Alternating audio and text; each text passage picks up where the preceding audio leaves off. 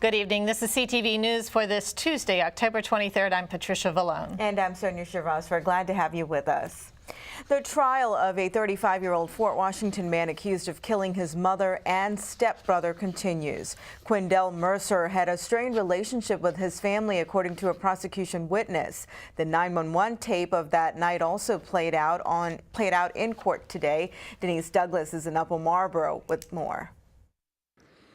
The father was the one who made that 911 call after finding his wife and son dead. Now, that recording was played in court today, and you could actually hear the fear, the confusion, the sadness in his voice as he pleaded with the dispatcher to send help.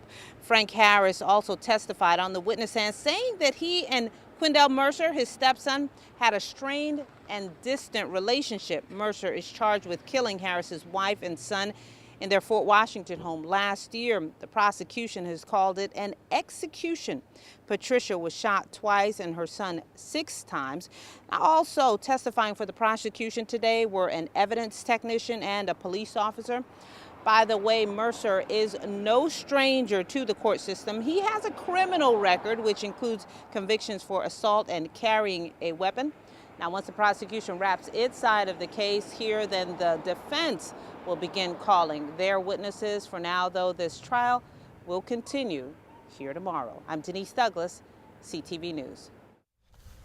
Now, we understand that the trial could continue until next week. Meanwhile, a 13-year-old Fort Washington teenager accused of killing a 2-year-old foster child last summer learns his fate today. Manico Bartholomew is in Upper Marlboro as well with more on the case. It's a very sad day here in Prince George's County for 2 families. A 13-year-old boy found out today he will not go to a youth detention center, even though he admitted to killing his 2-year-old foster sister back in July. The boy will spend time at a foster home. Many of you may remember back in July, 2-year-old Anaya Batchelor was beaten to death. According to prosecutors, her body was so badly beaten, she looked like someone who had been in a severe car crash without their seatbelt. As anyone can imagine, both families are upset. We spoke with Anaya's grandmother.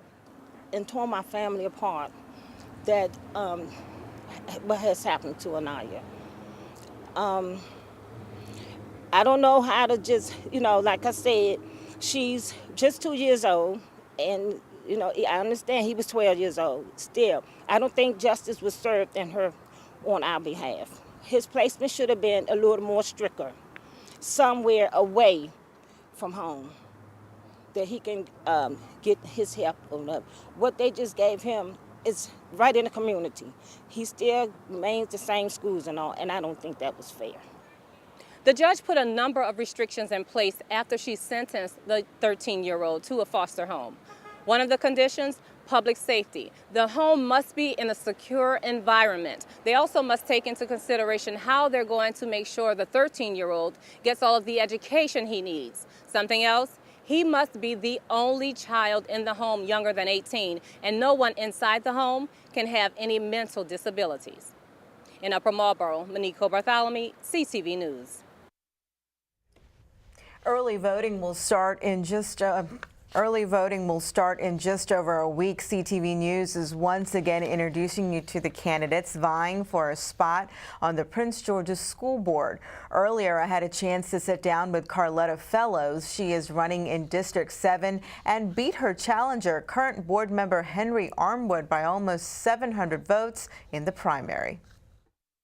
I went out and I talked to the community. I talked to those in District Heights, Forestville, Upper Marlboro, Capitol Heights, and it was overwhelmingly saying that we want to see something different. We want someone who really understands the issues that are impacting our children in our schools, and some of my ideas just resonated with the community. And so based on that and based on my campaign structure, and it showed at the polls and the primary.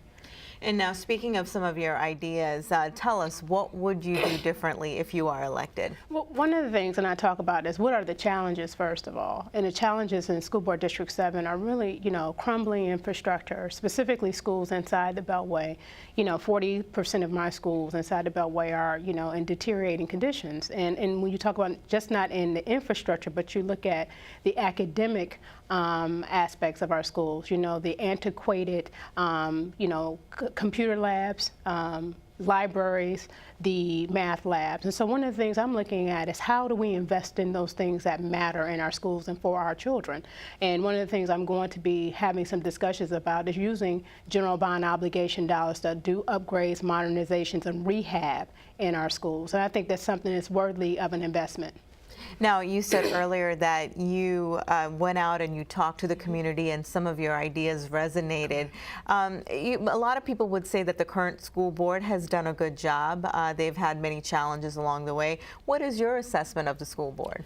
Well, before I ran, I was also a constituent in the 7th School Board District. And, during that time frame, I will say that I wasn't reached out to, not particularly, but the community. And so when you say that, they've done a good job, well, perhaps by their own assessment, but when you look at, policies that are being set in the schools, sometimes when you come out into the communities and get their feedback to understand what their visions are, you get that community input and that buy-in. And when they talk about, when the current school board members say, well, we've done that, I tend to disagree wholeheartedly with that, because like I said, it's been over 2 years, and there has yet to be even a town hall meeting about the issues that are really impacting School Board District 7. Now, there are some candidates that are on the ballot. There are 3 students who are under the age of 20, or they may be 20. And a lot of people have said that if they are all elected, which is a very good chance that they might be elected, it is going to change the position of the school board and how it handles certain matters. Now, some of the veteran school board members have been resistant to that. What is your take? Well, when I look at those young people running, most, and I say this all the time, when you look at young people running, most social justice, impacts occur because of young people saying that this is an issue, this is what's impacting our communities. And so, whether it be the civil rights movement that started with those who are 16, 17, and 18, and those in Soweto, starting with those younger than that. You have young people saying that these are issues. Obviously, to these young people who are running, this is their social justice issue of the day, and that's education that they've gone through. And so, one of the things is, it's really incumbent upon those who are voting to determine if those young people really fit the bill for them. Are those young people...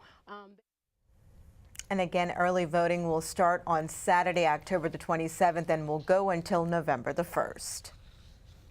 The third and final presidential debate took place last night in Boca Raton, Florida. Foreign policy was the overall theme, with domestic issues like the economy also getting attention. Governor Romney continued to stress his business acumen, with President Obama questioning his proposed budget numbers.